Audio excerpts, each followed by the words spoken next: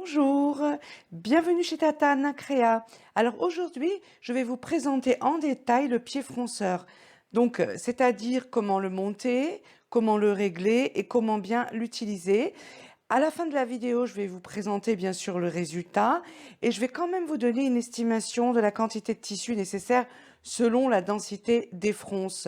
Je pense que ça, c'est quand même très important. Voilà, et puis si vous avez aimé cette petite vidéo, ça fait toujours plaisir de mettre un petit ou voire un grand j'aime. Merci, à tout de suite.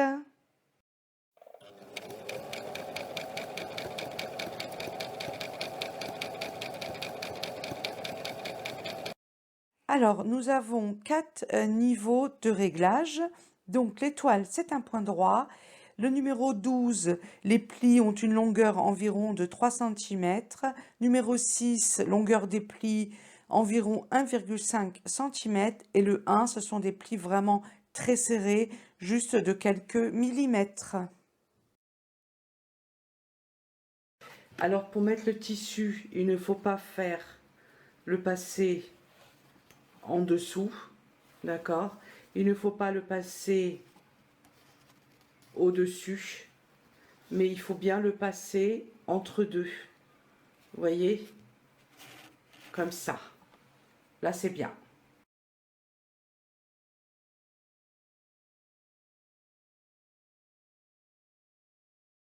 On va donc changer le pied de biche. On enlève notre pied de biche. On va enlever également le maintien du pied de biche. Ensuite, vous allez voir que le pied fronceur, il y aura le grand crochet sur la barre horizontale et le double petit crochet sur la barre verticale.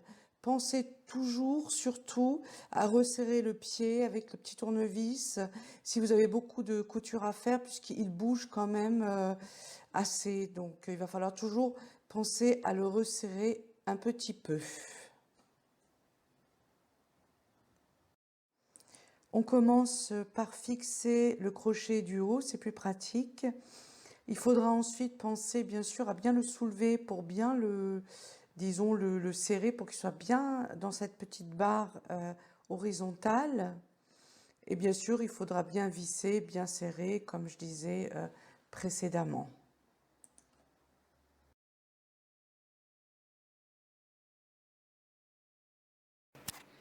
Voilà, alors ici, je vais vous montrer comment bien mettre le fil.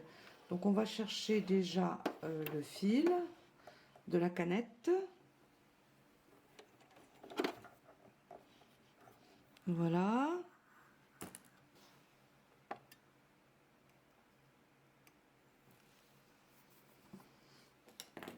Voilà, qui va passer donc le fil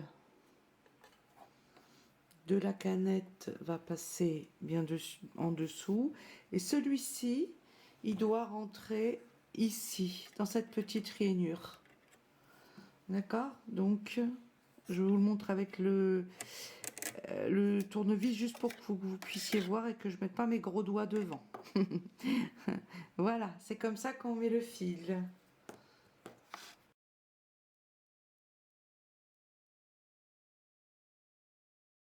Alors là, on va commencer par la réglette donc sur étoile. Donc c'est un point droit. C'est quand même utile de l'avoir puisque ensuite, quand vous avez fini vos fronçages, il faut quand même passer une couture dessus par-dessus pour bien tenir ces fronces. Donc allez, c'est parti.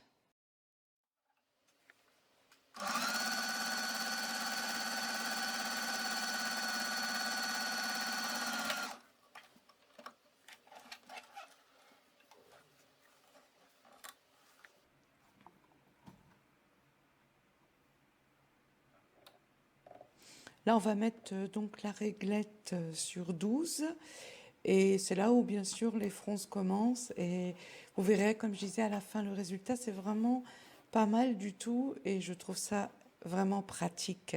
Après, vous pouvez ajuster, vous pouvez pousser ou plus, voilà, vous pouvez, voilà.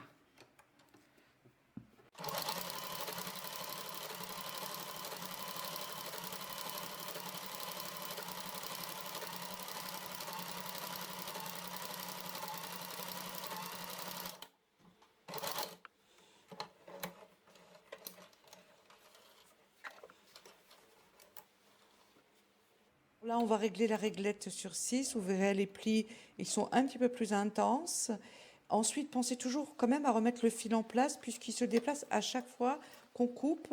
Le fil se déplace. Voilà, donc remettez-le en place. C'est parti.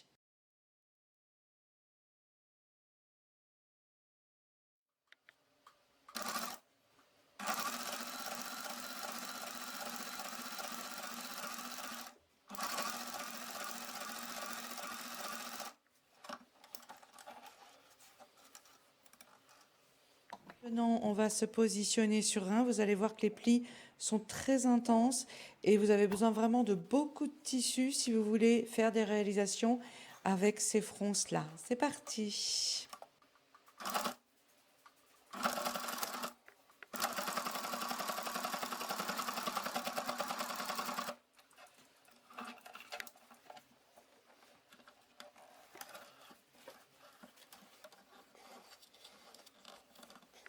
Alors, voilà le résultat, c'est quand même très joli.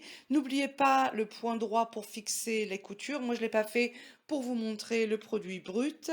Donc, en ce qui concerne la quantité de tissu, pour le réglage numéro 12, vous allez avoir besoin de 30% de tissu en plus.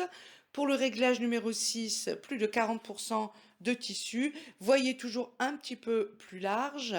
Donc pour le réglage numéro 1, vous allez avoir besoin de 5 fois plus de tissu. C'est pour vous dire la quantité énorme de tissu si demain vous voulez réaliser une magnifique robe comme Autant en emporte le vent. C'est vrai que le résultat, je pense, il sera sublime, mais alors des quantités de tissu vraiment phénoménales. Voilà, j'espère que vous avez apprécié cette vidéo, mais surtout que ça a pu vous aider. Et si vous avez aimé, ben, un petit like, comme je disais, ça fait toujours plaisir et je vous dis à bientôt. Merci.